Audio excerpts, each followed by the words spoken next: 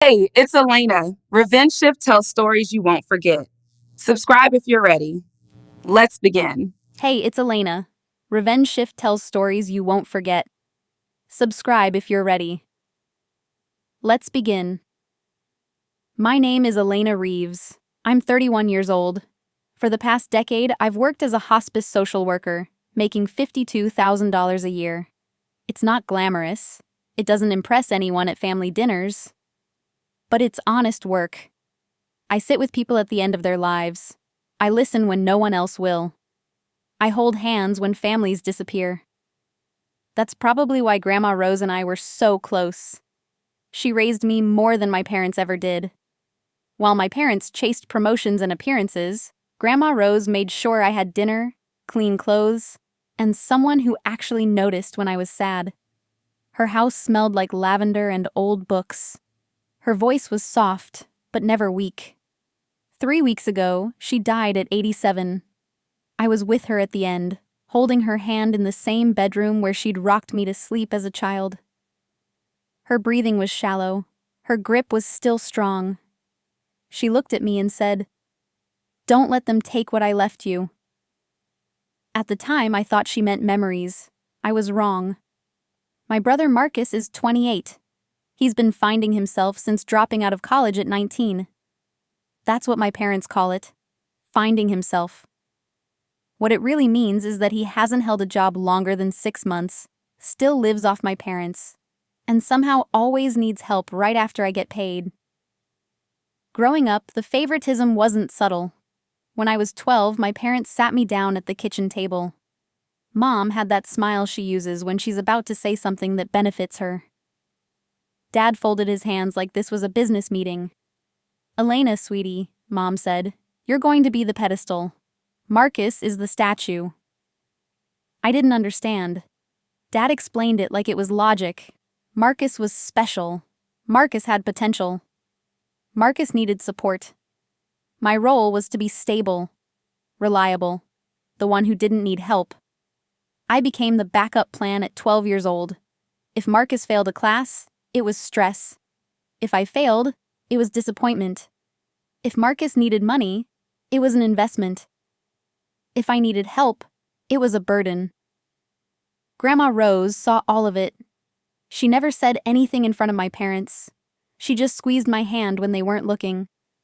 She told me I was strong in ways that scared weak people. When she got sick, I was the one who took time off work. I managed her medications. I slept in a chair next to her bed. Marcus visited twice. Once for 20 minutes. Once to ask if there was anything valuable he should keep safe. After the funeral, my parents didn't invite me over to grieve. They invited me over for important family business.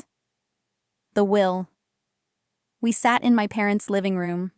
Marcus sprawled on the couch like this was an inconvenience. My mom held the envelope like it already offended her. Dad cleared his throat. They told me Grandma Rose had left the house. Not to me. To Marcus.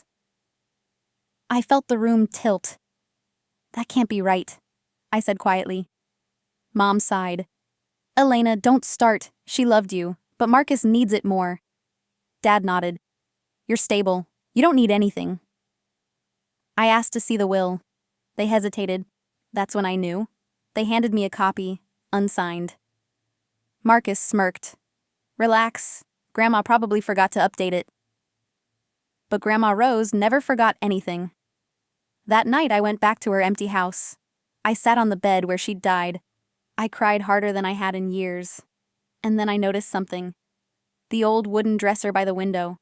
The bottom drawer was locked. Grandma never locked anything. I remembered her words. "Don't let them take what I left you." I found the key taped to the back of a photo frame. Inside the drawer was a sealed envelope. My name was written on it in her handwriting. Inside was the real will. Signed. Witnessed. Filed. Everything was left to me. The house. The savings. The trust. And one handwritten letter. "Elena, if you're reading this, they've already tried to take it from you. I'm sorry I couldn't protect you from them when I was alive. But I can now." My hands were shaking. Then I saw the final page. A notarized document stating that my parents had power of attorney revoked years ago because Grandma had caught them trying to manipulate her finances for Marcus. Suddenly, everything made sense. And for the first time in my life, I wasn't the pedestal anymore. I was the foundation. And I was done holding everyone else up. I didn't confront them right away. That's the mistake people like my parents expect you to make. They assume anger will make you sloppy, that you'll cry, accuse, beg. I did none of that. Instead, I copied everything in that drawer. The will, the notarized documents, Grandma Rose's handwritten notes, even the envelope with my name on it. Then I put everything back exactly how I found it. By the time I left the house that night, I wasn't grieving anymore. I was preparing. The next morning, my mom called me like nothing had happened. Her voice was sweet, light, the voice she uses when she thinks she's already won. Elena, honey, we've decided it's best if Marcus moves into Grandma's house soon. It'll help him get back on his feet. I let silence stretch just long enough to make her uncomfortable. That won't be necessary, I said. She laughed. Oh, don't be dramatic. We'll handle the paperwork. Paperwork. That's when I realized how confident they were. They weren't just assuming I'd accept it. They were counting on it. Over the next week, they started moving fast. Too fast. Utilities transferred, mail redirected.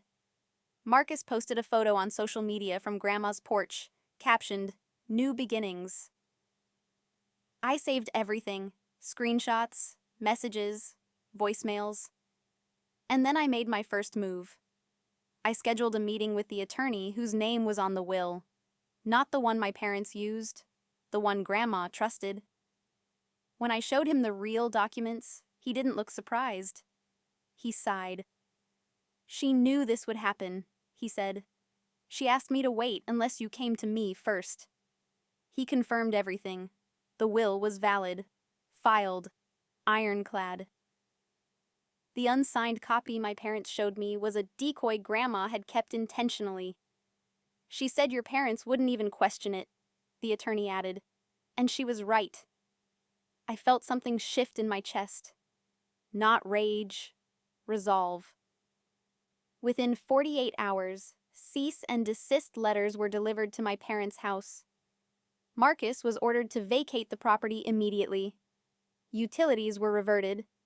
Locks scheduled to be changed. My parents lost their minds.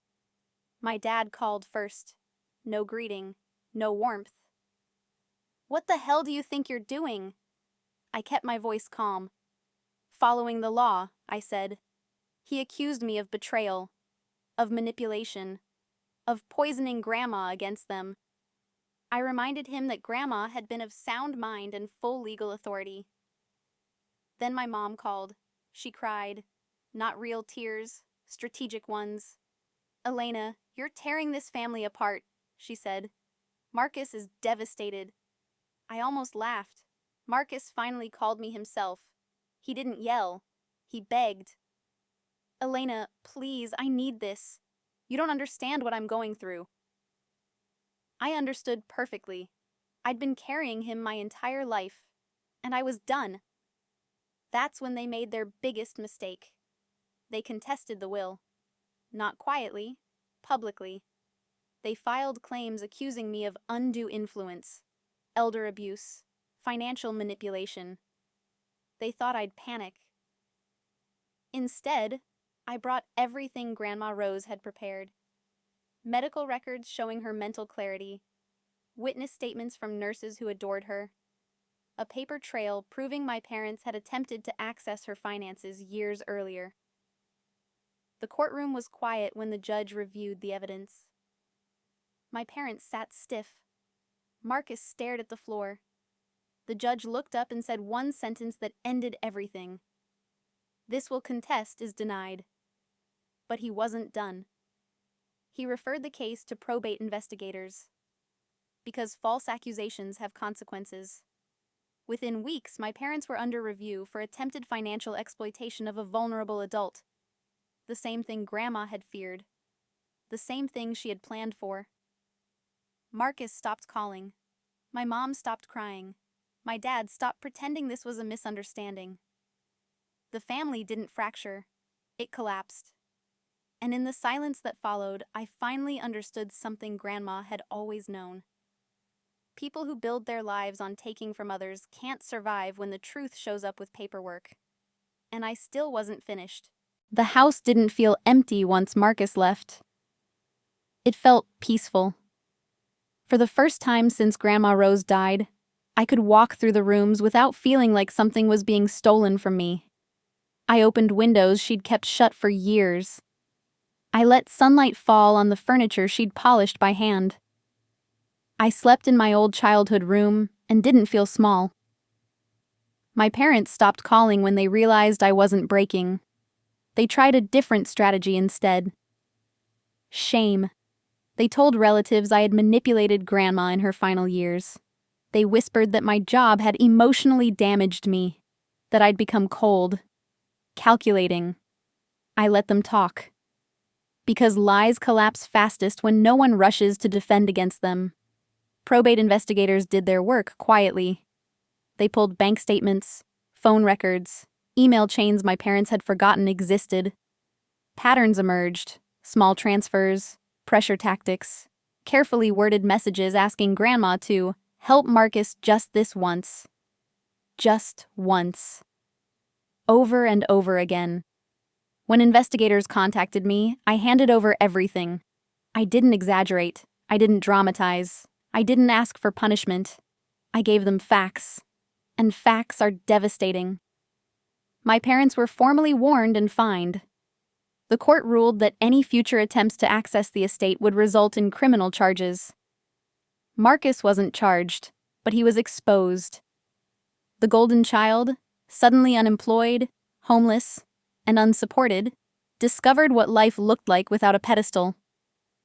He tried once more to reach me. A text at midnight. I didn't know they'd go that far. I thought you'd just give it up like always. That sentence told me everything. I didn't reply. I didn't need to. I sold the house 6 months later. Not because I didn't love it, but because Grandma had taught me something important. Homes aren't walls. They're choices. I used part of the inheritance to open a small end-of-life support nonprofit. Free counseling, legal guidance, advocacy for people whose families saw them as resources instead of humans. It filled up immediately. Turns out Grandma Rose's story wasn't rare. I moved into a quiet place near work. Nothing flashy. Nothing that invited envy. My parents stopped speaking to me entirely. Not because they were angry, because they were powerless.